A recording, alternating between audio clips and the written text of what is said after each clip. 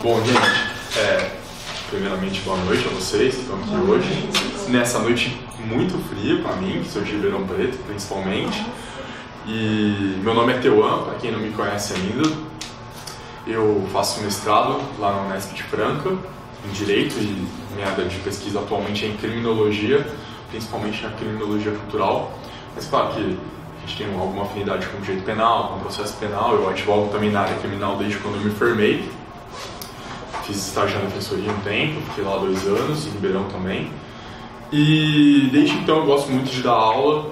Eu vi a chamada do curso aqui no Facebook do Thiago, do Pagliuca. Imediatamente encaminhei um e-mail para ele e disse que queria participar desse projeto porque eu acreditava nisso, né? Principalmente porque é uma forma de democratização do conhecimento, e não tenha dúvida que o conhecimento é o que pode proporcionar uma transformação na nossa sociedade. E, claro, na medida da minha limitação, eu queria contribuir com esse projeto. Ele prontamente me acolheu, me deu essa oportunidade de estar aqui com vocês hoje. Para mim é muito especial. Essa é uma turma muito especial, vocês são muito especiais por estarem aqui. A Defensoria Pública é uma instituição muito especial, muito diferente das instituições que tradicionalmente foram construídas na sociedade brasileira, não é mesmo? Então, tudo isso somado me fez ter muita vontade de estar aqui. É por isso que eu saí de Ribeirão, peguei um ônibusinho pra cá e virei quantas vezes forem necessárias para falar do que for, do que eu puder, do que eu conseguir. Saibam que eu vou me esforçar para poder fazer isso e, se possível, junto construir aí a aprovação de vocês na carreira pública, na Defensoria Pública, né?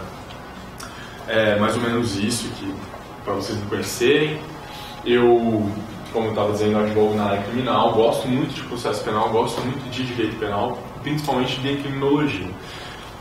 A gente vai tentar dar um enfoque aqui. Eu acho que vocês já tiveram incríveis juristas que passaram por aqui, algo que eu jamais vou conseguir superar, certamente, até porque acho que ainda dá para perceber que eu sou jovem, então eu não tenho nem a qualificação suficiente para poder desdizer ou contradizer aquilo que já disseram por aqui, principalmente sobre o processo penal, né? Me foi dada a missão de continuar falando sobre inquérito policial a partir de onde tinha parado o professor Elmir, o que foi uma grande injustiça comigo. Como que eu vou falar, continuar falando o que o professor Elmir está dizendo? Quem sou eu para poder, né, aceitar uma missão dessa? Mas, corajosamente, a gente está aqui. Eu peço a paciência de vocês, que muito provavelmente não terei toda a didática que tem o professor Elmir. Mas aí a gente vai pegar ali no finalzinho de inquérito, no meio de onde ele parou naquela aula que ele gravou pra gente, muito gentilmente lá da Bahia, e tentar construir aí um caminho do processo penal. Essa vai ser uma aula sobre inquérito policial, investigações preliminares e ação penal. Então, a gente vai tentar encerrar isso, chegar até ali ao artigo 62 do Código de Processo. Portanto, vocês vão perceber que essa aula que eu preparei, esse encontro que eu preparei aqui pra gente, é algo muito pragmático, é algo código, lei seca, principalmente porque é o que cai no concurso da Defensoria. Afinal de contas, é por isso que a gente está aqui. Não vou ficar debatendo muitas teorias. É claro que naquilo que for interessante para o concurso a gente vai adentrar, vai fazer um estudo um pouco mais aprofundado, mas não dá tempo da gente concluir o nosso cronograma e rever toda a matéria até aí a próxima prova e conseguir fazer um ritmo de estudo adequado se a gente ficar parando para discutir cada ponto da teoria, tá? Então, já peço antecipadamente a compreensão de vocês com relação a isso. A gente, pelo que me passaram, o professor Elmir começou falando sobre inquérito, depois de ter falado muito profundamente sobre a teoria gnóstica do processo penal, a teoria que ele desenvolveu na tese de doutorado dele, não é isso? E que certamente vocês devem levar no coraçãozinho de vocês pro resto dessa vida. Os estudos criminológicos, principalmente da questão que a criminologia crítica nos trouxe, o professor Zaffaroni, com todos os brasileiros envolvidos, Nilo Batista, Vera Malaguti, Vera Pereira de Andrade, o próprio José Cirino dos Santos. Esses aportes teóricos são fundamentais para a gente entender o processo e a gente vai falar disso aqui. Eu já vou pressupor que isso tudo está no coraçãozinho de vocês, tá? Que a gente está junto nessa e que a nossa perspectiva é da criminologia crítica, é de uma perspectiva de deslegitimação do sistema de justiça criminal, tá? Até porque eu quero acreditar que na Defensoria Pública, e ao menos a maioria dos defensores e defensoras que eu conheço, tem essa abordagem quanto ao sistema de justiça criminal. Então, eu acredito que numa prova de primeira fase, não tanto, mas numa prova de segunda fase, certamente é esse tipo de conteúdo que a gente está esperando, né? O professor Elmir estava dizendo lá sobre o inquérito ou a investigação preliminar, e aqui, só para a gente dar uma retomada então, para não começar uma conversa desconexa, a gente não pode negligenciar as outras formas de investigação preliminar, tá? O inquérito é o clássico, inquérito policial, e é o que está disciplinado do CPP. Mas também existem, né? O PAD, a sindicância para os funcionários públicos, que a partir desse procedimento poderá ensejar eventualmente o oferecimento de uma ação penal pelo Ministério Público. Também a gente pode decorrer um oferecimento de denúncia a partir de uma muito famosa CPI. Nem sempre, né, uma CPI vira alguma coisa. Até porque é bom pra gente entender isso e retirar esse senso comum da gente. Uma CPI sempre acaba em pizza. Não, é porque a CPI não tem que acabar em nada, ela é um relatório final. Não tem um poder punitivo, não vai caçar ninguém, não vai fazer nada. Ela vai emitir um relatório e dali as outras instituições vão tomar os encaminhamentos devidos.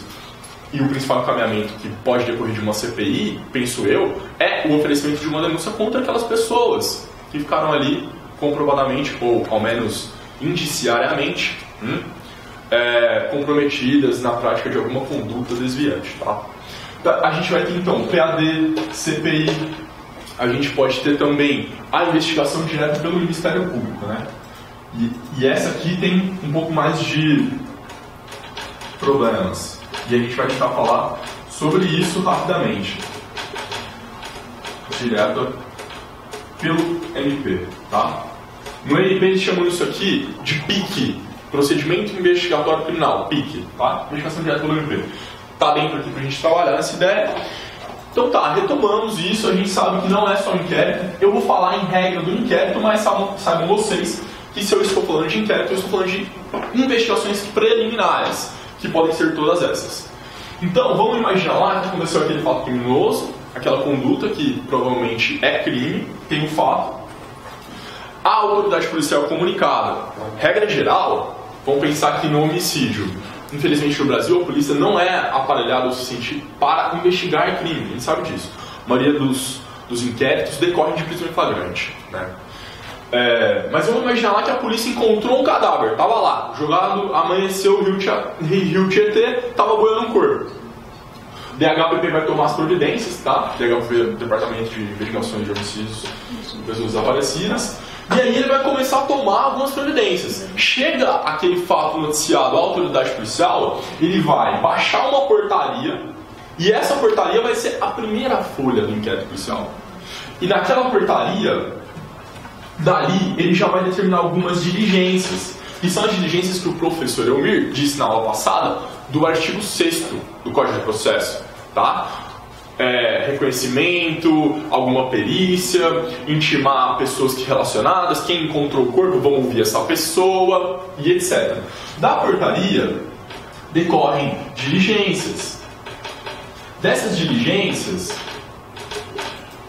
vai haver um suspeito. Esse suspeito vai ser interrogado. E aí a gente tem um interrogatório na fase de inquérito, né? Desse interrogatório... Gente, eu não consegui escrever interrogatório.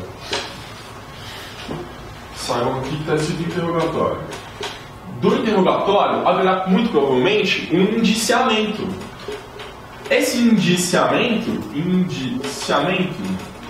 poderá ser direto ou indireto, a depender se a autoridade policial que está presidindo esse caderno investigatório tem os dados suficientes para poder qualificar aquela pessoa. Depois do indiciamento, se não restar nenhuma diligência a ser feita, provavelmente o que vai haver aqui é um relatório. E é o relatório que faz o delegado de polícia, certo? É basicamente isso que está disciplinado no Código de Processo a respeito do inquérito, e a gente já chegou aqui, pelo que o professor Elmir passou para vocês, em grande parte do que há no código. A gente vai dar uma continuidade, principalmente a partir da atuação da Defensoria Pública no inquérito, afinal de contas, estamos aqui para isso, não é mesmo? E aí a gente vai trazer algumas questões que são interessantes dentro do inquérito e que podem ser interessantes para o nosso objetivo. Prova da Defensoria. Incomunicabilidade do indiciado preso. Inconstitucionalidade do artigo 21, que fala sobre a incomunicabilidade. Casos acusados de terrorismo recentemente ocorrido aqui no Brasil, vocês devem se lembrar. A gente vai falar sobre isso também, como se relaciona, como é um fato recente, muito provavelmente vai começar a ser explorado em concurso, porque concurso é assim, não é mesmo? A gente vai falar também sobre o trancamento do IP, do inquérito policial. É possível, não é possível? Como é possível? Boa noite. A gente vai falar da famigerada investigação direta pelo Ministério Público, e aí algumas decorrências para a Defensoria Pública disso, tá? Do relatório, que é uma peça fundamental do inquérito, e as providências a serem tomadas pelo Ministério Público quanto ao inquérito policial. A gente vai chegar no arquivamento e como a decisão do arquivamento produz consequências jurídicas, que pode ser de coisa julgada formal, coisa julgada material. E por fim, a gente vai debater algumas questões sobre o princípio da devolução, está lá no artigo 28, tá? Eu acho que com isso aqui, e somado ao que o professor Elmir já deu, teremos um bom panorama do inquérito. Claro, indispensável a leitura do código, né? Uma primeira fase, o examinador se garante na letra fria da lei. Então a gente precisa estar dominando isso, e é simples. Essa parte do processo no código não é difícil. É bem simples. É só a gente ficar atento que tem artigo aqui que é inconstitucional faz tempo, que não foi recepcionado pela Constituição. Vou tentar alertar, tá? Quando a gente estiver lendo em casa, se for um código que não tem remissão, que não tem nada, um código mais seco, a gente vai ler um artigo e falar, nossa, mas isso aqui está muito estranho. Não podemos esquecer que o surgimento do Código de Processo se deu no ordenamento brasileiro em 1941. Outro contexto, tá? Muitas das normas que ainda estão no Código de Processo não foram recepcionadas e a gente vai tentar passar por isso. Bom, então tá. Qual é a atuação do defensor público no inquérito policial? O defensor público atua no inquérito policial, não é? Afinal de contas, o inquérito policial é um procedimento administrativo e inquisitivo, preliminar à fase judicial, né? Com que o direito ao contraditório e a ampla defesa, como sabemos, é mitigado, mas ele existe. Há quem diga que não existe contraditório e ampla defesa no inquérito policial. Certamente não é a nossa posição, certo?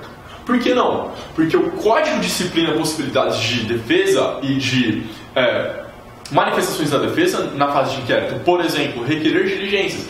Claro que o presidente do inquérito, a autoridade policial, o Ministério Público, o promotor que estiver conduzindo um PIC, o servidor público que estiver conduzindo uma sindicância, ele vai poder não acolher o pedido da defesa. Mas a gente vai fazer o pedido que interessa a defesa e a maior esclarecimento dos fatos. Perfeito? Então há, sim, um mínimo direito de defesa e um direito de defesa mitigado, sem dúvida. Mas há, tá? Então tá, essa tem aqui uma decisão do STJ que reconhece que a ausência de defesa constituída na fase de inquérito policial não gera nulidade, certo? A pessoa acusada está lá, foi ouvida sozinha na delegacia, sem pai nem mãe, sem advogado, vou alegar nulidade desse ato. Não é possível. E talvez por isso que muitos defendam que é sim um procedimento inquisitivo. Tem fundamento? Claro que sim. Mas é possível o exercício do contraditório da autodefesa, ainda que mitigado, tá? O precedente é esse que está no slide, é o HC 139.412, julgado pela sexta turma do STJ, tá? Oriundo de Santa Catarina. Beleza. Mas e a Defensoria Pública? A Defensoria Pública, quando vocês tiverem princípios institucionais, vocês vão ver isso melhor, né? Tem lá disciplinado os deveres, as prerrogativas dos defensores públicos. A Defensoria Pública, ao menos por enquanto, não é obrigada a atuar na fase de inquérito policial, na fase pré-judicial. Se a pessoa não tem advogado constituído na fase de inquérito, não vai aparecer um defensor público para que ele acompanhe, ainda que ele queira ou ainda que ele faça o pedido. É claro que é possível. Por exemplo, eu me recordo que na semana passada, nas manifestações contra o golpe, alguns defensores compareceram e foram acompanhar pessoas presas na manifestação. E participaram dos atos que dali decorreram. Acompanharam aquele inquérito. O defensor público tem essa prerrogativa, e no caso dos defensores estaduais, está prevista no artigo 128 da Lei Orgânica, da 8094, né? Já a gente vai chegar.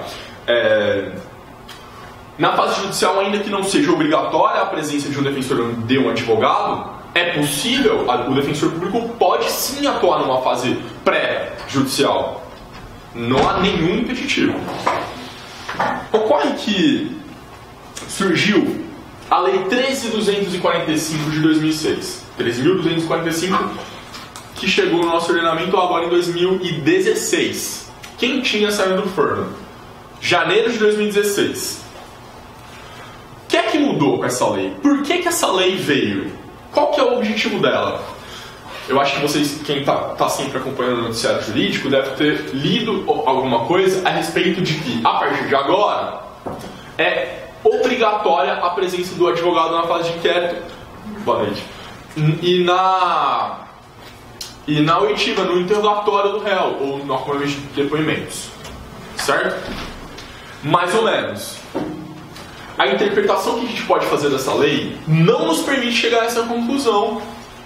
É uma lei muito recente, não sei como será decidida no futuro pelos tribunais superiores, mas eu não acredito que seja essa a interpretação que darão. Tá? Vocês já vão entender por quê.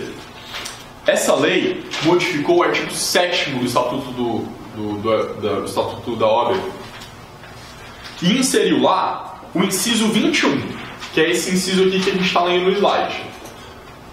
São direitos do advogado assistir a seus clientes investigados durante a apuração de infrações sob pena de nulidade absoluta do respectivo interrogatório ou depoimento subsequente. Tem uma lei federal dizendo que se não tiver advogado junto com o réu no interrogatório, nulidade absoluta. Muita gente leu esse dispositivo e saiu dizendo: a partir de agora, é obrigatória a presença de advogado ou defensor público no ato, sobre pena de nulidade absoluta. O que, convenhamos, gente, nossos tribunais têm uma grave dificuldade em reconhecer a nulidade absoluta. Vem com uma ideia de processo civil muito criticada, passa no questão do IF, e de que toda nulidade precisa ser demonstrado prejuízo, e de que toda nulidade sem prejuízo não pode anular, etc, etc. E aí vem uma lei federal dizendo que a ausência de advogado gera nulidade absoluta. A ausência de defesa no inquérito gera nulidade absoluta. É uma lei que mexeu. Pois é, não é isso que essa lei está dizendo exatamente. Assistir a seus clientes investigados durante a apuração de infrações penais. Não sei aqui quantos advogam na área criminal já advogaram, ou são advogados, eu acho que todo mundo aqui é advogado, certo? Eu advogo na área criminal faz pouco tempo, e desde quando eu me formei, e infelizmente, principalmente eu que sou do interior, mas ainda bem na minha cidade isso nem acontece tanto, mas muitos delegados dizem: doutor, aqui no meu distrito advogado não manda não, eu que mando. Doutor, o senhor não vai acompanhar nada. Se o senhor quiser, o senhor espera que eu te entregue uma cópia. É bem assim, era bem assim, tem sido bem assim. E isso gerava inúmeras discussões, problemas, desagrado na OAB, ofensa de prerrogativas. Muita água passou embaixo da ponte para que esse dispositivo pudesse ser inserido no artigo 7º, que diz as prerrogativas do advogado, com essa redação. Muito em decorrência de uma mentalidade inquisitiva, punitiva, de autoridades policiais, delegados de polícia, que tem um distrito, o distrito é dele. No distrito dele ele faz o que ele quer. Você está entendendo? Não sei se vocês têm um distrito, mas conheço alguns que têm.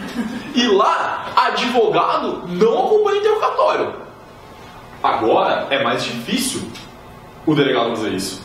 Pô, tá numa lei federal, né? E quando diz nulidade absoluta, o delegado, ele ainda lembra o que é nulidade absoluta. Você tá me entendendo? Se tivesse nulidade, era capaz do delegado nem falar, não, doutor, mas isso aí é nulidade relativa, não tem nulidade no inquérito, aqui o senhor não vai me acompanhar interrogatório não, porque essa nulidade aí não tem prejuízo. E passa o advogado para lá.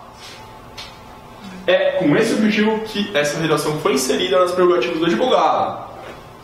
E sabendo disso, dá para entender que o que esse dispositivo trouxe já era uma prerrogativa que estava na Lei 8094 da Defensoria Pública, na Lei Orgânica.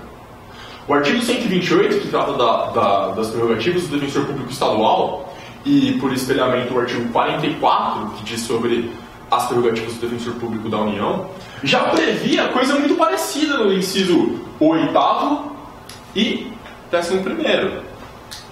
Examinar em qualquer repartição pública, autos de flagrante, inquéritos e processos, assegurada a obtenção de cópias e podendo tomar apontamentos. O que também precisou de uma súmula vinculante, né? A súmula vinculante 14, para pacificar essa situação. E ainda assim, é difícil. Saibam, é difícil. E aqui no 11º, representar a parte em feito administrativo ou judicial. Quando esse inciso 11º diz representar a parte em feito administrativo, a gente está falando de investigação preliminar, inquérito policial, sindicância, PIC no Ministério Público, perfeito? O defensor também tem essa prerrogativa. E muito embora haja uma relutância em interpretar as prerrogativas do defensor combinada com as prerrogativas do advogado, principalmente por uma questão institucional, que de fato faz sentido, a gente vai ter que puxar a interpretação do inciso 21, é 21, né? 21 do artigo 7º, para dizer que se o defensor estiver no distrito policial e não lhe for permitida o acompanhamento de interrogatório, haverá nulidade absoluta, ainda que essa prerrogativa esteja no Estatuto da OAB. Compreenderam o que eu quis dizer? Essa é a interpretação correta desse dispositivo. Se eventualmente o defensor público ou o advogado estiverem no distrito e não lhe for permitido o acompanhamento do interrogatório, aquele ato ensejará uma nulidade absoluta. É disso que se trata. Beleza, pessoal? Perguntas a respeito? Podem me interromper sempre que for necessário. A gente segue no fluxo. Tudo bem. Então tá. A conclusão é essa. A presença do advogado ou do defensor não é obrigatória na fase de inquérito. Tá bem? Não é obrigatória. E só haverá nulidade absoluta se o defensor ou o advogado estiverem presentes no ato e não for permitida a sua participação. Difícil provar essa presença, né? Complicado, é um ponto. Vai ter que certificar, olha, então tá, eu quero que o senhor consigne no termo de interrogatório ou num termo em apartado de que eu estava aqui e não pude participar do interrogatório. Isso inclusive vale para fazer perguntas.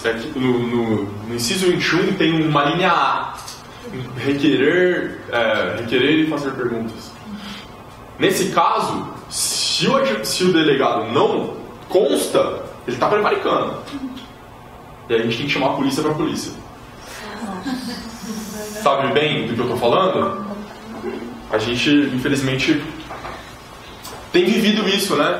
É uma infelicidade, mas tudo bem. Aí tá, a gente estava lá no nosso Código de Processo Penal e a gente encontrou o artigo 21 do Código. Não sei se vocês já leram esse dispositivo, mas esse dispositivo permitia, com uma decisão judicial, olha, vocês vão entender por que isso aqui é importante já já, que o indiciado preso ficasse incomunicável, isto é, não falar com o seu advogado e com ninguém da sua família, por até 3 dias. A incomunicabilidade não excederá 3 dias, será decretado por despacho fundamentado do juiz. Um dispositivo que não foi recepcionado pela Constituição de 88. Alguém tem dúvida disso? Me parece que não, né? Não é possível a incomunicabilidade. E o artigo 21 é inconstitucional, não foi recepcionado porque é antes da Constituição de 88. Perfeito? Acho que perfeito. Ocorre que nem sempre o mundo caminha com o direito e muito menos o direito caminha com o mundo. Há muito pouco tempo, menos de 3 meses, durante as Olimpíadas, um pouco antes das Olimpíadas, acho que vocês todos se recordam, alguns suspeitos de terrorismo, a partir de uma investigação que estava sendo conduzida e tal, e a suspeita era porque os meninos tinham um grupo no WhatsApp de árabe. Pô, quem fala árabe só pode ser terrorista, lembra disso? O ministro da Justiça deu declaração, expediu nota, etc. E aí, alguns acusados foram presos por terrorismo aqui no Brasil, antes das Olimpíadas, com base na nova lei, a lei antiterrorismo. Que, assim, fazendo uma divagação paralela, é quase que todo inconstitucional. Se vocês pegarem para ler lá, não tem taxatividade, direito penal do autor e não do fato, um monte de problema naquela lei. Mas tá. Depois de 7 dias que essas pessoas foram presas por supostamente planejarem, não tinha nem ato executivo, sabe? Eles nem não fizeram nada, até onde se sabe. Assim, criminalização do intercrimes, planejamento. Planejou? Você planeja. Gente, eu tenho vários planos de matar pessoas. Eu só fico falando pra ir, sabe? Se as pessoas resolvessem me criminalizar por terror, certamente eu seria pego nessa lei. Certamente. E aí eles pegaram esses meninos todos lá e eles ficaram 7 dias na prisão sem acesso a advogado. 7 dias incomunicáveis. Sendo que o artigo 21 do Código de Processo, como a gente acabou de ver, não foi recepcionado. Ninguém duvida que é inconstitucional. Tá no artigo 5º, sabe? Aquele artigo bonito que todo mundo elogia e fala, nossa, qual uma Constituição linda. Pois é, tá lá. Não é permitida a incomunicabilidade da pessoa presa. E essas pessoas ficaram incomunicáveis por 7 dias. Sobre que argumento? Que eram terroristas. E a lei antiterrorismo, ela determina a competência para investigação e julgamento desses crimes na Justiça Federal. E a Justiça Federal tem alguns presídios também. Existem presídios federais, que em regra não são superlotados e são muito mais rigorosos do ponto de vista do rigor da disciplina interna do que qualquer outro presídio do Brasil. E aqui, só para dizer, não que os outros presídios sejam bons, tá? Eles são todos muito péssimos, todos superlotados, todos se parecem com uma masmorra medieval. As pessoas morrem de doenças do século XVIII, sabe? Sarna é uma coisa comum, tuberculose nos presídios estaduais. Nos federais, embora não haja isso, é um sistema muito mais rígido e apenas grandes lideranças, investigados suspeitos de terrorismo estão lá. Porque são o que veio de uma inspiração norte-americana, as chamadas Supermax, tá? E também não tem nada a ver com RDD, mas só para vocês entenderem o que é um presídio federal. E é para lá que essas pessoas foram. Tá. E qual que é o problema delas terem ido para lá? O problema delas terem ido para lá, a lei antiterrorismo é do primeiro semestre, e a gente tem essa maravilhosa portaria, hein? Portaria número 4 de 28 de junho de 2016. Essa portaria aqui trouxe umas novidades para o ordenamento jurídico brasileiro. Uma portaria que foi assinada e expedida pelo Departamento, pelo Sistema Penitenciário Federal. Um órgão dentro do Departamento Penitenciário. Por que eu estou falando disso? Porque esta portaria diz assim no artigo 2º. Vocês conseguem ler? Deixa eu ver se o preso poderá ser atendido uma vez por semana, apenas por um advogado constituído, em dias e horários de expediente administrativo, unicamente em parlatório, às segundas, terças ou sextas, mediante prévio agendamento no setor competente, e terá duração de 1 hora. você foi preso no sistema federal, você só vai ver seu advogado por apenas 1 hora. Isso só pro terrorismo, né? Não. Qualquer federal. Exatamente. No sistema penitenciário federal. E é claro que essa portaria veio para somar na lei de terrorismo. Você me entende? Num viés, numa perspectiva de direito penal do inimigo. Vocês tiveram na criminologia alguma coisa sobre isso, certo? Somar um direito penal do autor, um direito penal antidemocrático. Aí você, não, já tá bom, né? Esse artigo 2º aí, acho que conseguiu ser inconstitucional. Um aluno do primeiro semestre declara inconstitucional esse artigo. Parágrafo 1º. Comprovada a urgência, a direção do poderá autorizar mais de uma entrevista semanal. Olha como eles são gentis. Parágrafo 4º. No caso de advogado ainda não constituído, a procuração, devidamente preenchida, deverá ser encaminhada ao núcleo jurídico da penitenciária federal. Você não pode chegar lá com uma penitenciária, na penitenciária com a procuração e pedir para o seu cliente assinar. Não, você tem que mandar para o departamento jurídico. Porque vai que não é uma procuração. Vai que é uma mensagem cifrada, passando diretrizes do governo russo ou do Estado Islâmico. Compreende? Para fins de análise e assimetria do inicial da procuração. Tudo bem. Aí, olha o parágrafo único do artigo 4º. O material referente ao processo ou outras consultas jurídicas deverão ser encaminhadas mediante correspondência via correio para análise do supercompetente. Ou seja, se você quiser levar a denúncia para o seu cliente, você tem que mandar antes para o departamento deles, para eles verem se é de fato, se ele tem que ler isso aí ou não. Se isso é importante ou não para o direito de defesa. Não é que o advogado vai levar os documentos que ele entende serem relevantes para debater com o cliente dele a respeito do direito de defesa. Não, quem vai determinar isso são eles. O diretor da penitenciária federal. Percebem? Olha o artigo 8º. O diretor, por ato motivado, poderá suspender ou reduzir as entrevistas dos advogados. Como se já não bastasse uma vez por semana por 1 hora, o diretor ainda pode até te suspender. E a pessoa presa no sistema penitenciário federal que fique sem ver o seu advogado. E o problema é dele. Os advogados olha aqui, parágrafo único. Os advogados de forma verbal, escrita ou por qualquer forma não audível, inclusive mímica, ficam proibidos de transmitir quaisquer informações que não possuam relação com o interesse jurídico processual do preso. Advogado é mímico, né? Vai lá passar mensagem cifrada pro crime organizado. Vocês estão vendo? Aí o artigo 11 é a cereja. Revogam-se as disposições involuntárias, inclusive a mansão. Revoga-se. Eu aqui com a minha caneta posso escrever o que eu quiser. Artigo 11, revogam-se as disposições involuntárias. Conseguem perceber a lógica que está por detrás disso? A ousadia. A ousadia, sem dúvida.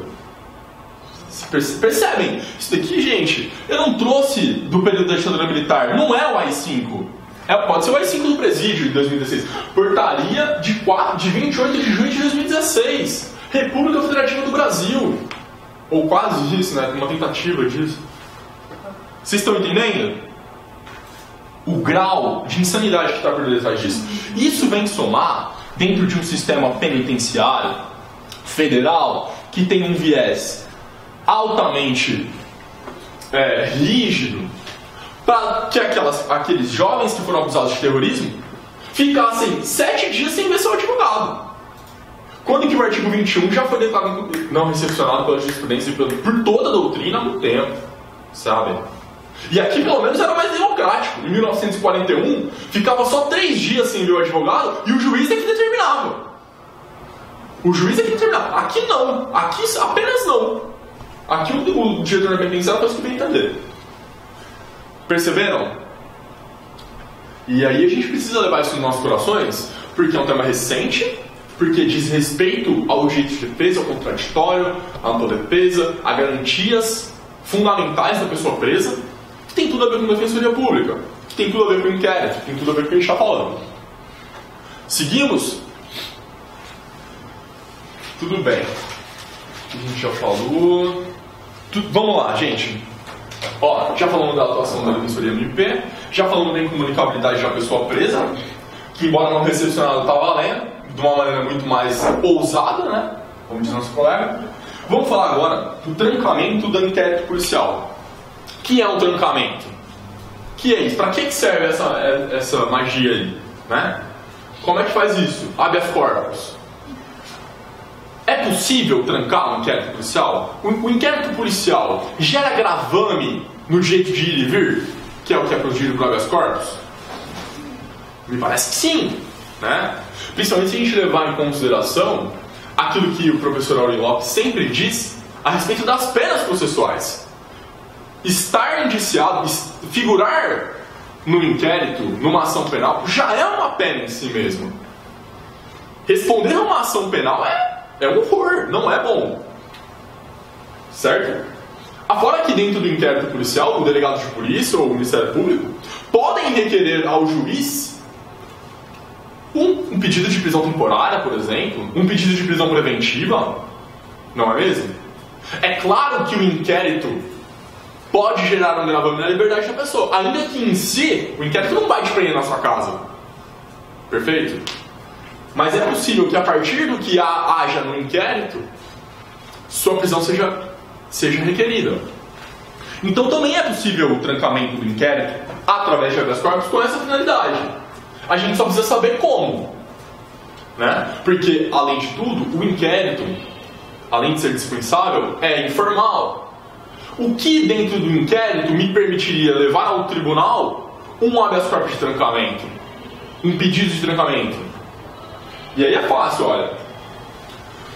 Tem uma jurisprudência do STF, ministra Carmen Lúcia, 2007, HC 89.398, que nos deu aqui uma construção jurisprudencial do que é que nos permite trancar um inquérito. Ora, se o fato for atípico, pronto, para que você está investigando isso? Se o fato já tiver extinta a punibilidade, qual é a finalidade desse inquérito? Se, por outro lado, não, aí já é um pouco mais de mérito, mas é óbvio que é possível um trancamento, por ausência de elementos indiciários mínimos. Um juízo de probabilidade mínima a respeito da viabilidade daquela ação penal e daquele inquérito. Boa noite. Percebam, é possível trancar um inquérito, não é fácil. Para um advogado trancar, ou um defensor, uma defensora, uma advogada, trancar um inquérito, mas parabéns, é muito difícil. Principalmente num tribunal de como o de São Paulo, que é um tribunal mais conservador, menos garantista, certo? E aqui a gente tem algumas características. Olha, o IP pode embasar até um pedido de prisão preventiva, então é claro que cabe um HC para trancar esse procedimento. A ideia das penas processuais, que o professor Auri fala muito no livro dele. E aqui, ó, fazendo um parênteses, talvez não seja muito interessante ler essa parte da Auri agora, na vida de vocês, sobre ação penal e tal. Talvez de investigação preliminar seja muito. A gente mora com o Auri na nossa casa, lembra? A gente estuda pelo Auri, processo penal e etc. Mas a parte, quando ele vai falar de ação penal, e a gente vai chegar nisso em breve, é muito longa, é muito doutrinária, é muito teórica, talvez não seja o caso para uma primeira fase, para um estudo de primeira fase. Mas é interessante e é muito importante conhecer o Auri, porque ele vai falar de coisas que ninguém fala, penas processuais, por exemplo. Sabe? Recomendo, é importante. Voltando aqui para o trancamento do IP. Imaginem vocês, lembra que a gente desenhou aqui como é que começa o inquérito? Uma portaria. E nessa portaria já tem que estar descrito o fato que vai ser investigado naquele caderno inquisitivo. E aí o delegado descreve um fato que só saiu do ordenamento jurídico brasileiro em 2005. Acho que você já deve ter ouvido falar sobre isso. Adultério. Sabem o que eu estou falando? Pois é. Até 2005 era crime. Crime. Imagina o delegado que não descobriu ainda que adultério não é mais crime e baixa uma portaria lá na delegacia dele determinando uma investigação de inquérito, um inquérito, determinando a instalação de inquérito contra mim por adultério. Ora, eu sou poligâmico, gente. Me deixa, sabe? É brincadeira, eu esqueço disso. Não é possível que o delegado baixe uma portaria para instaurar um inquérito policial contra determinada pessoa por fato atípico. O adultério foi expulso do nosso ordenamento jurídico, ainda que muito tarde. Já, acho que ninguém mais, não sei quando foi a última condenação por adultério no Brasil. Se é que houve, já, acho que já houve, com certeza. Mas não sei quando que foi a última. Baixou essa portaria, habeas corpus, e aí a autoridade coautora é o delegado, juiz competente para conhecer é o magistrado. Se o magistrado não der, juiz competente para conhecer esse pedido de trancamento é o TJ. A gente vai falar de competência, eu acredito que na próxima aula. Talvez a gente esteja junto lá, semana que vem. Outra possibilidade. Portaria não especifica o fato. O delegado instaura um inquérito contra mim porque sim. Porque ele quer. Ele tem que estar investigando um fato, não uma pessoa. É claro que se ele começar a investigar, ele vai achar crimes. Saibam vocês, eu pratico crimes. Todos nós praticamos crimes. O fato é esse. Acontece que, naquela perspectiva que a gente já adotou no começo, pessoas são selecionadas pelo sistema de justiça criminal em detrimento de outras. Nós aqui, dificilmente serei selecionado pelo sistema de justiça criminal, ainda que eu pratique crimes. Como de fato pratico. Certo? Pode ser que algum delegado vai instaurar um inquérito contra mim agora porque eu disse isso, né? Mas vocês entendam, é necessário que seja especificado um fato. Não é permitido uma devassa na vida das pessoas através de um inquérito que não se lastreie em nada, além de uma inimizade ou de uma vontade pessoal contra alguém. Cabe trancamento por isso.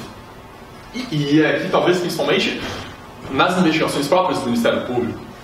Imagine que o Ministério Público queira pegar algum determinado político, instaure um PIC lá na promotoria dele, comece a investigar aquele político por nada.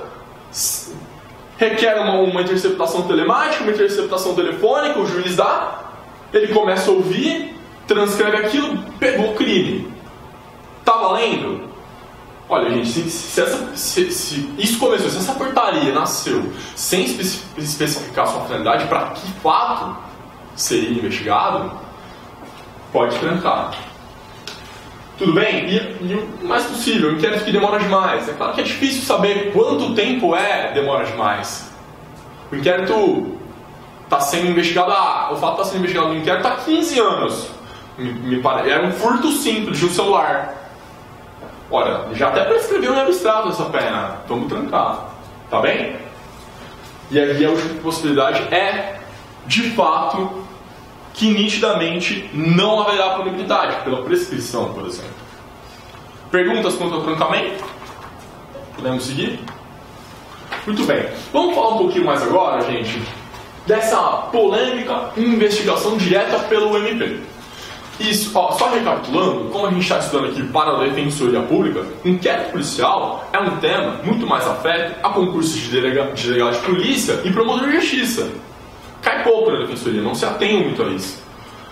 Mas esse tema aqui tem uma relação com a gente, porque a gente vai falar sobre a teoria dos poderes implícitos. O Ministério Público brigou muito para que fosse reconhecido, constitucional, o seu poder de investigar.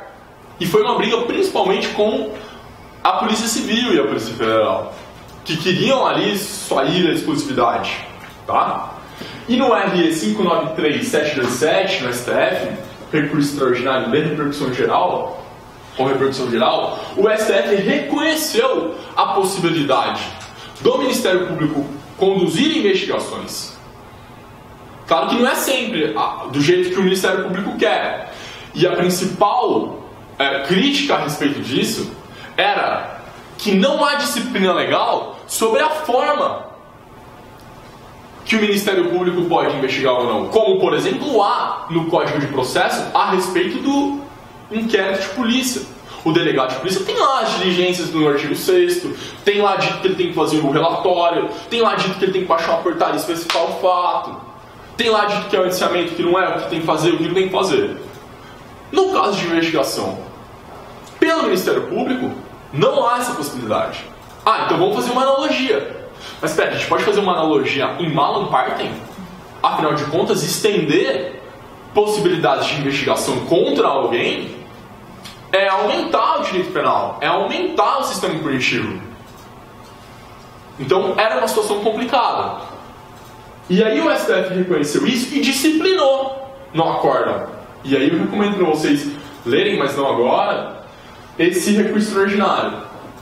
A tese principal que o STF se valeu não foi votação unânime nem nada, foi uma maioria apertada, inclusive, está baseada na teoria dos poderes implícitos. Ora, se o Ministério Público pode o mais, isto é, oferecer denúncia, é claro que o Ministério Público pode o menos, investigar.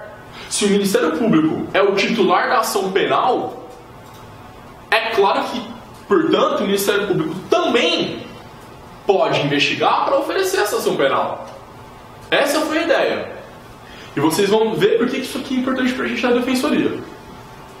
Com base nessa mesma teoria dos poderes implícitos, a defensoria argumenta que pode também instaurar inquérito civil para depois oferecer uma ACP, uma ação civil pública.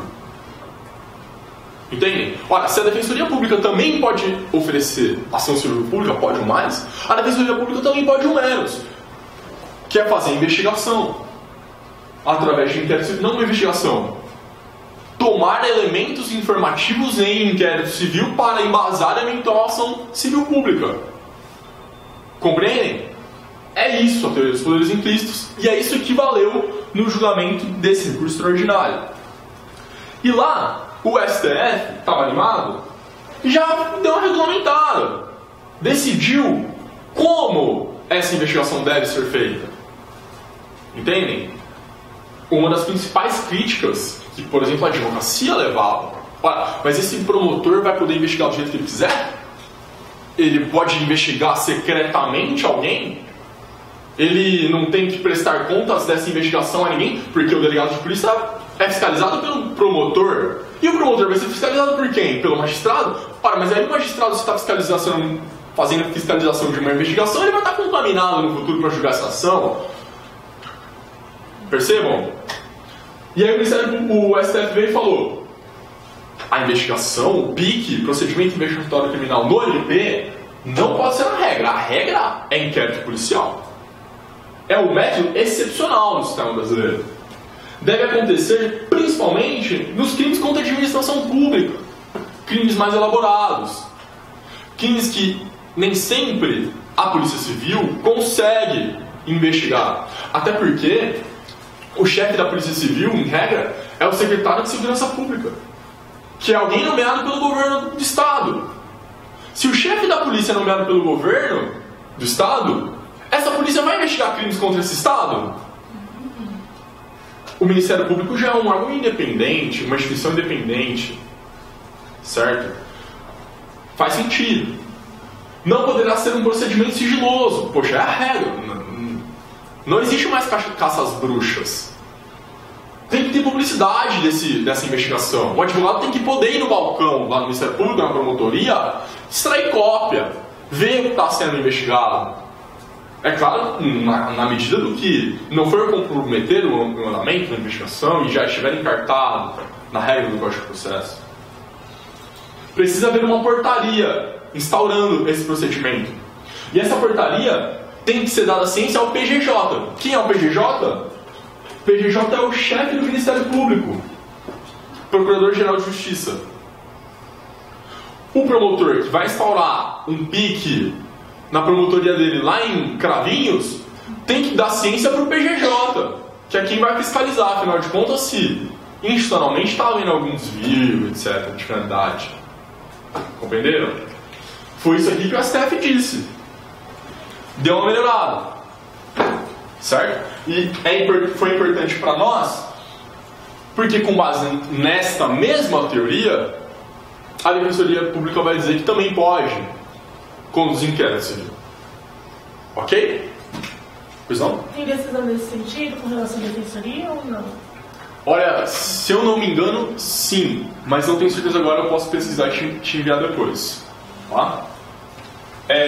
Vimos aqui então a investigação direta pelo MP. Vamos falar agora do relatório, chegando aqui no finalzinho, quase, do nosso inquérito. Tá? O que é esse relatório? Quem já pegou o inquérito policial na mão sabe do que eu estou falando. É a última peça, é a peça mais bem detalhada, descritiva que vem no inquérito. Embora o inquérito seja uma bagunça em regra e tenha uma ordem mais ou menos lógica, a última peça do inquérito costuma ser o relatório.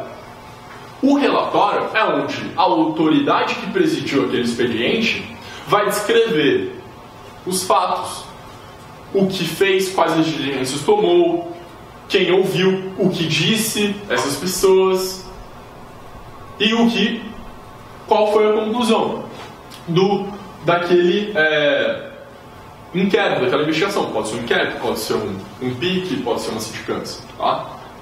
Tá, a única exceção aqui é o artigo 52, inciso 1º da Lei de Drogas. Em regra, gente, o relatório não carrega uma opinião do delegado. O delegado não pode dizer, tem que processar essa pessoa, tem que oferecer denúncia, tem que sim haver ação penal em decorrência dos fatos que a gente investigou aqui. Não. O papel do delegado nesse momento é descrever o que há naquele caderno investigativo. Nem todos os delegados seguem isso, eles vão e falam mesmo tudo que eles querem e lava a alma ali. Tá? E aí vai para o Ministério Público, que é quem vai, de fato, determinar se vai oferecer denúncia ou não. A única exceção é no artigo 52 da Lei de Drogas, que prevê a possibilidade de justificação das razões que levaram à classificação do delito por parte do delegado. E aqui a gente também já retoma um pouco aquela ideia anterior que a gente estava comentando, de um direito penal do inimigo. A Lei de Drogas quer pegar todo mundo, quer pegar a camada marginalizada da população, excluir os excluídos. E aí o delegado pode até fundamentar a classificação do delito que ele quiser no relatório, a exceção que a Lei de Drogas permite. Certo? O relatório, bem simples, sem novidade. Mas aí, o que o promotor pode fazer com isso? Chegou lá na promotoria, o que o promotor vai fazer com esse relatório, com esse caderno investigativo? Afinal de contas, o inquérito não é obrigatório, não é mesmo? O que ele vai fazer com isso? Ele vai dispensar, vai arquivar, vai jogar fora? O Ministério Público tem algumas possibilidades. Se for um crime de ação penal privada, e a gente já vai ver isso aqui quando a gente falar de ação penal em breve, talvez no próximo bloco, o Ministério Público vai requerer a permanência dos autos em cartório, para que o ofendido depois ofereça, no prazo decadencial de 6 meses, a queixa-crime, com base no que restou investigado naquele inquérito. Vai aguardar a iniciativa do ofendido. E aí, mas, como regra geral, se for um crime de ação penal pública, o MP terá aqui 3 possibilidades, em regra. Oferecer a denúncia, clássico. Requerer o arquivamento, e aqui é muito importante, a gente já vai ver por quê. O Ministério Público não arquiva inquérito. O delegado de polícia não arquiva inquérito. Quem arquiva é o juiz. O Ministério Público requer. Vocês vão entender em breve porque eu estou falando isso. Ou requisitar diligência. Percebam aqui que o verbo é diferente. Embora o português seja uma língua muito rica, requerer não significa o mesmo que requisitar. Quem requisita dá ordem, tem que fazer. Não é que eu estou pedindo como é o requerimento. A requisição não abre brecha para outra opção. Se o Ministério Público requisitar diligência da autoridade policial, o delegado tem que cumprir.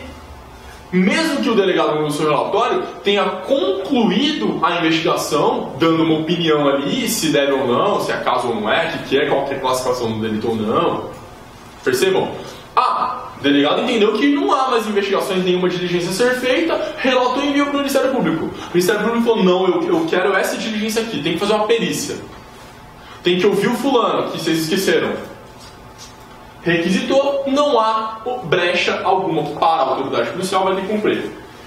E aí, o que acontece? Em regra, quer dizer, é o que diz o código, o Ministério Público só pode requerer as diligências que são imprescindíveis.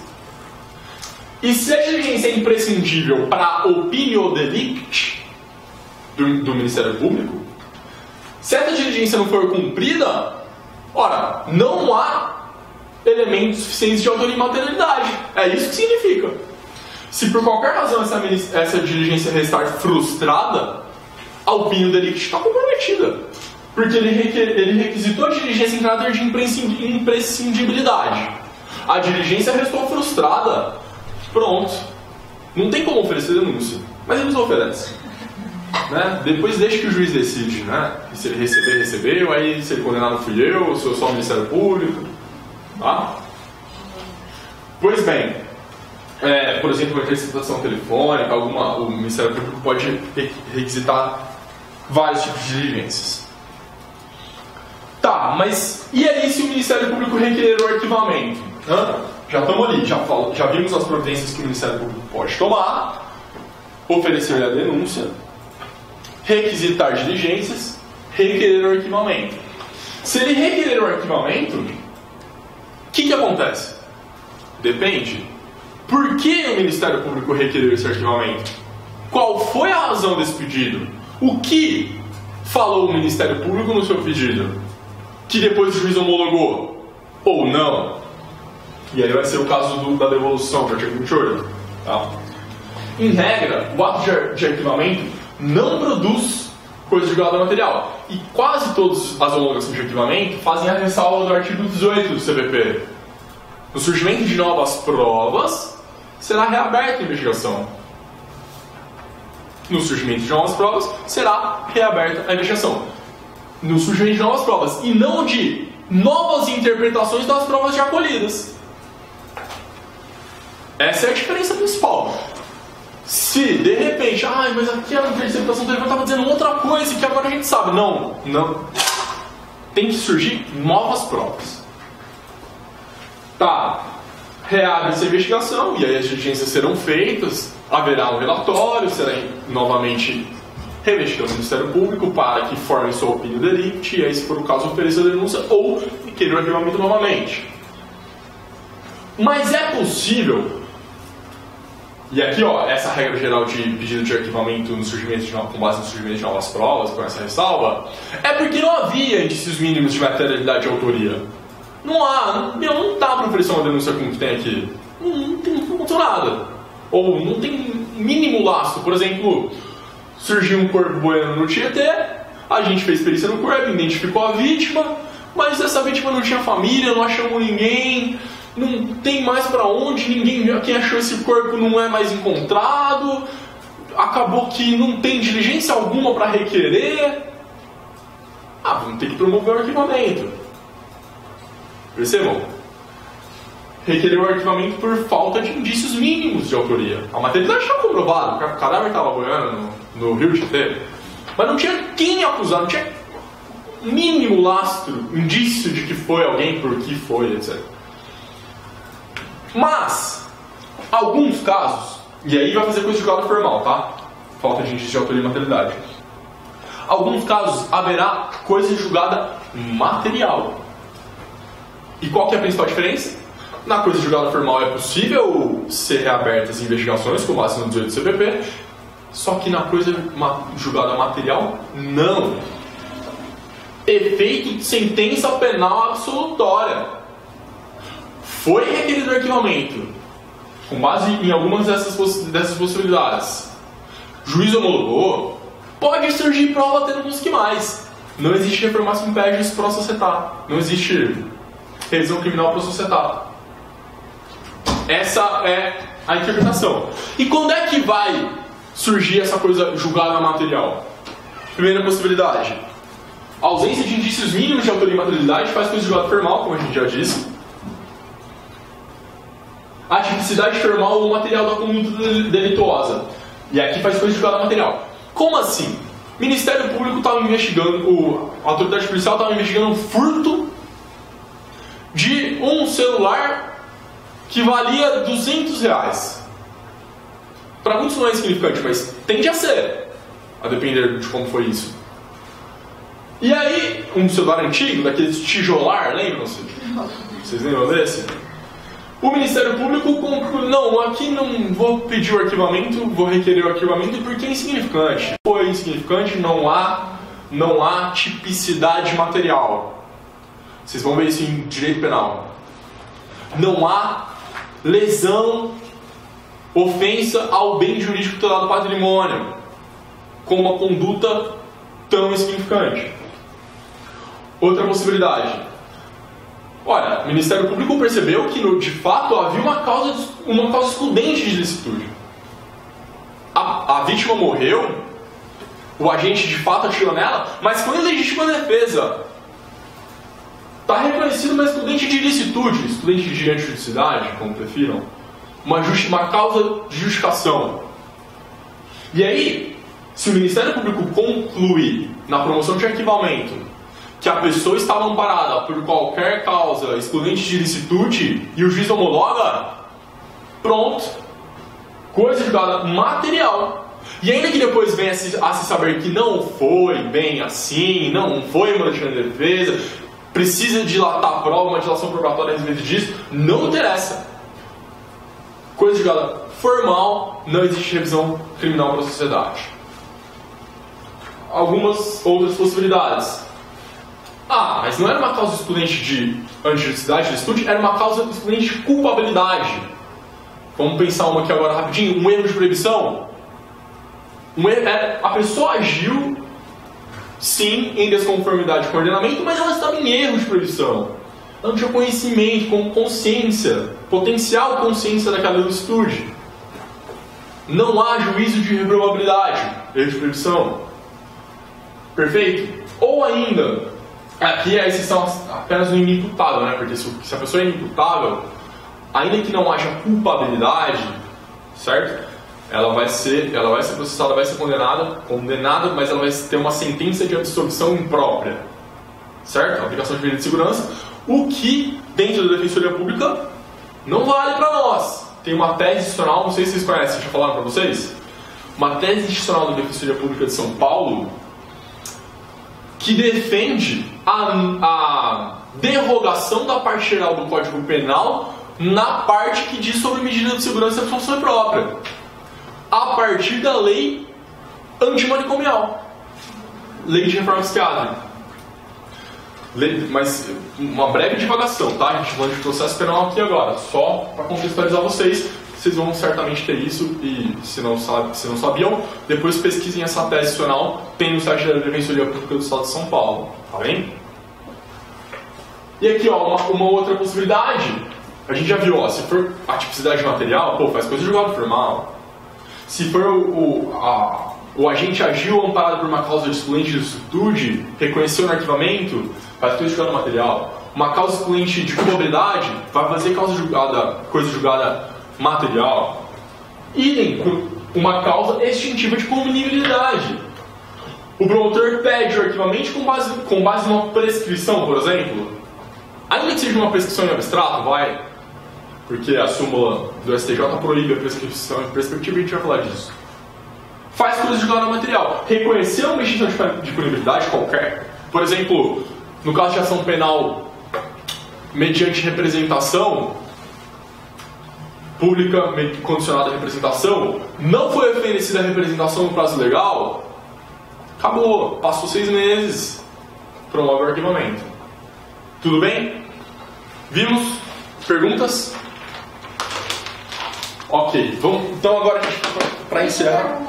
Esse da representação, nem esse arquivamento é automático pelo delegado.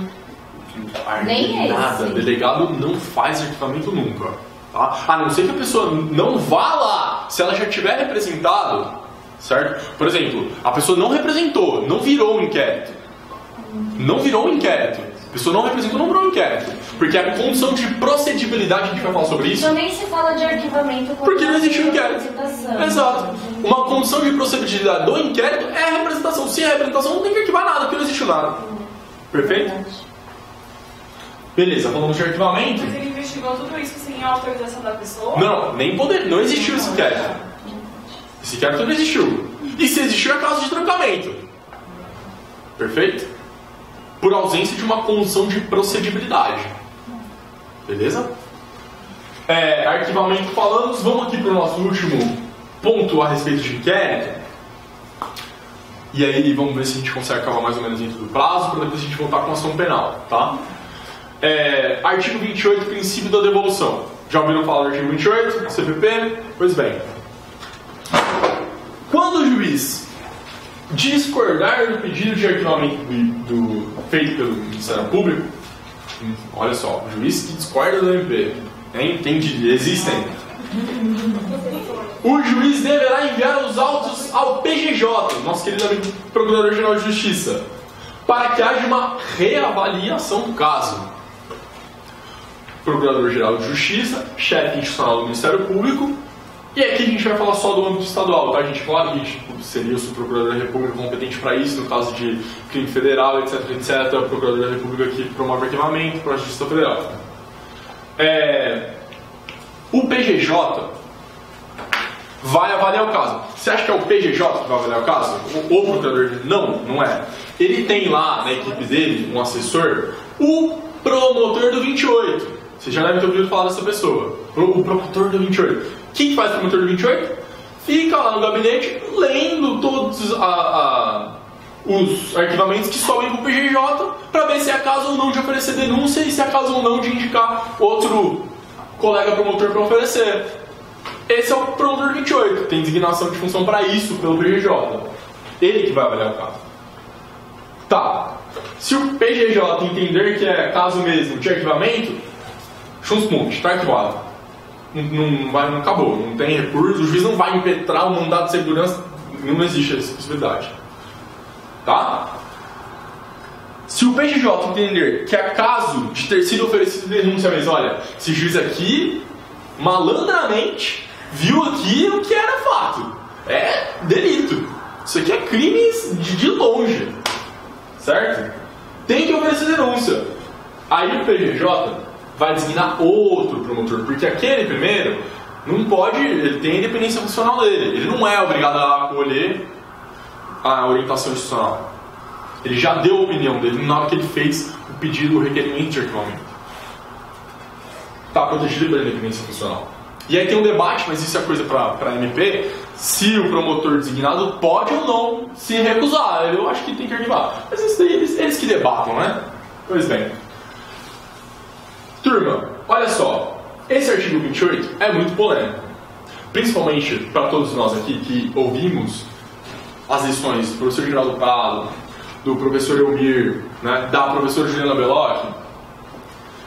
Como assim o juiz está falando que tem que oferecer denúncia, mas ele é imparcial, ele não é esse cara que fica lá quietinho, inerte? Como assim ele está falando que tem que oferecer denúncia, que tem que fazer isso, que tem que fazer aquilo? Já deve estar aqui requerendo diligência e dando entrevista coletiva, sei lá, em Curitiba, por exemplo? Da República de Curitiba? Tô brincando. Enfim, ora, o artigo 28 é constitucional. Percebem o que está sendo dito aqui? O juiz está saindo da sua condição de imparcialidade no momento que ele manda para o 28. Nesse momento ele quebrou. É óbvio que ele vai receber essa denúncia. Essa decisão, depois do oferecimento, está recebida. Não tem dúvida. Ele já não é mais imparcial. No mínimo ele já antecipou a convicção dele. No mínimo, para dizer o mínimo. E este é um argumento contra a existência desse artigo 28. Porém, meus caros e minhas caras, o mundo é muito mais real do que a gente imaginava. E aí, tem um debate que depende, tem argumento que defende o artigo 28, principalmente por fatos como esse aqui, ó. Existe um promotor de justiça que atuava no júri aqui na capital, no 5º Tribunal de Júri, se não me engano, ficou conhecido há 3 anos atrás, mas já era muito conhecido antes no jurídico, por uma declaração, por um post que ele fez no Facebook dele. Devia estar no trânsito, ó, via celular, resolveu, hoje vou xingar muito aqui no Facebook. Tava rolando uma manifestação em 2013, ele estava preso no trânsito e sacou o seu lindo iPhone de dentro do seu Mercedes blindado, muito provavelmente, e escreveu: Estou há 2 horas tentando voltar para casa, mas tem um bando de bugios revoltados parando a Avenida Faria Lima e Marginal Pinheiros. Ah, mas ele é animado, tava querendo mais. Por favor, alguém poderia avisar a tropa de choque que essa região faz parte do meu, esse daqui é daqueles que tem distrito, tem tribunal, do meu tribunal do júri, e que se eles matarem esses filhos da puta, eu arquivarei o inquérito policial. Vocês lembram disso? Você lembra disso? Vocês lembram disso? Petista de sempre, né? Petista de merda, filhos da puta, vão fazer protesto na puta que os pariu. Que saudades da época em que esse tipo de coisa era resolvido com borracha nas costas desses medras. Legal, né? Esse é um promotor de justiça. Aí vocês, não, ele falou isso de cabeça quente. Ele não vai, óbvio que ele não faria isso, né? A pessoa de verdade teve um dia ruim. Vamos dessa. Afinal, ainda não é crime desabafar no Facebook, a não ser que você ofenda a honra das pessoas. Ou cometa injúria racial, ou racismo mesmo. Né? Ah, mas esse promotor falou isso, ele não ia fazer. Quando, para nossa surpresa, se a gente fosse fazer uma pesquisinha no tal do Dr. Google, né? Diz pra tudo da sua vida. Eu chamo Teuan, gente. Teuan. Se você digitar Teuan no Google, eu fico preocupado. Meu coração dá umas paradas. Você entendeu? Porque se eu tiver feito qualquer coisa de errado, vai pra lá. Vai pra lá. Certo? Teuan, gente, não tem muita dúvida. Não, mas qual Teuan? Não vai rolar essa dúvida. É por isso que eu não faço nada de errado. Não pratico crimes, né, pessoal aqui. Faço tudo na legalidade. Isso foi em 2013, aquele post que ele fez de dentro do carro. Em 2011, olha, uma notícia aqui do R7, promotor diz que bandido tem que tomar tiro e morrer e pede à justiça arquivamento de processo. Cara, é louco. Estão entendendo? Se o Ministério Público, aqui tem um aspas dele, bandido que dá tiro pra matar tem que tomar tiro pra morrer. Que se pena de morte, quem nunca? Né? Tá super na moda, assim, uns 400 anos atrasados, né? Percebam, se o pedido de arquivamento dependesse única e exclusivamente do Ministério Público, promotores como este poderiam fazer política criminal, política higienista, sei lá, não sei se isso é política criminal. Poderia atuar dentro do seu cargo para, por exemplo, arquivar inquéritos se for contra violência policial decorrente de resistência, autos de resistência, polícia militar atira numa criança com um saco de pipoca, ah não, mas ele estava em legítima defesa putativa. Vamos promover o arquivamento. Vocês entendem? Aí o juiz vai falar, não gente, a gente não pode arquivar. Promotor, o senhor não pode arquivar isso. Não é porque o senhor não gosta desse partido, ou porque o senhor gosta muito da tropa de choque e quer ir para casa mais cedo e tal. Não interessa.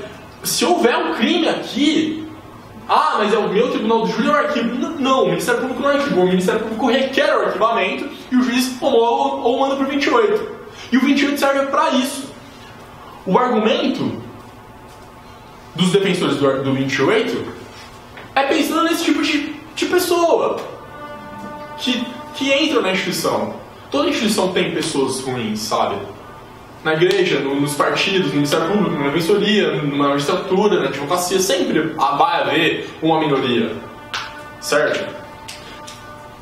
Essa foi a forma que está no código para controlar esse tipo de problema. Os que defendem o artigo 28 argumentam que o juiz estaria controlando o Ministério Público quanto à obrigatoriedade da ação penal pública. O MP não pode fazer política criminal requerendo arquivamento de fatos que o promotor considere relevantes ou justos, Tá bem? Além disso, não comprometeria a imparcialidade do juiz, porque quem decide se vai arquivar ou não é o PGJ, não é o juiz. O juiz não vai oferecer denúncia. Mesmo assim, esse argumento pode ficar melhor. Pode ficar melhor. Se você não for abolicionista, o ideal que seria, né, além de promover o arquivamento de qualquer coisa, é que esse juiz não atuasse mais nesse caso. Vou ressaltando uma ideia que eu acho que o professor Elmir comentou sobre o juiz de garantia, certo? O juiz que atua na fase de inquérito, até recebendo a denúncia, é um. O juiz que atua na fase processual é outro. O juiz que decretou medidas cautelares na fase de inquérito está contaminado pelos fatos que foram levados ali sem um diretor contraditório. Portanto, é óbvio que ele está comprometido com o sucesso daquela causa. Sucesso, né? Sabe? O juiz determinou interceptação telefônica, determinou busca e apreensão na residência, determinou prisão temporária, prisão preventiva. Tudo isso além do relatório do Ministério Público e da Polícia. Quando ele vai receber a denúncia, ele conhece aquele inquérito, aquela denúncia, muito bem. Ele não precisa nem pensar. Sabe? É óbvio que ele vai receber aquela denúncia e muito provavelmente ele vai condenar. A gente tem visto isso. O juiz que conduz um inquérito, principalmente nessas grandes operações midiáticas, ele está contaminado por aquilo. Inegavelmente contaminado. E é o que defende. E é a linha dos defensores do juiz de garantia. Olha, deixa esse juiz para lá, vamos chamar o outro, poderia fazer um juízo cruzado. O juiz da vara ímpar conduz inquérito da vara par, o juiz da vara par conduz ação penal da vara ímpar. Percebe? O artigo 28 seria muito melhor se esse juiz que mandou para o 28 e já deu ali, no mínimo antecipou um juízo, não trabalhasse mais naquele caso e enviasse um colega, outro magistrado. E aí a gente teria um controle do Ministério Público para que não fosse promovido arquivamentos de fatos nitidamente típicos, ilícitos e culpáveis e puníveis, com base na opinião de um promotor, de um homem só, que tem convicções, ideologias e sofre de todos os males de todos os seres humanos. Tá? É isso. Gente, como a gente deveria começar a ação processual penal agora, que tal a gente fazer um intervalo e a gente retoma daqui um tempo e tenta seguir? Pode ser? Muito obrigado.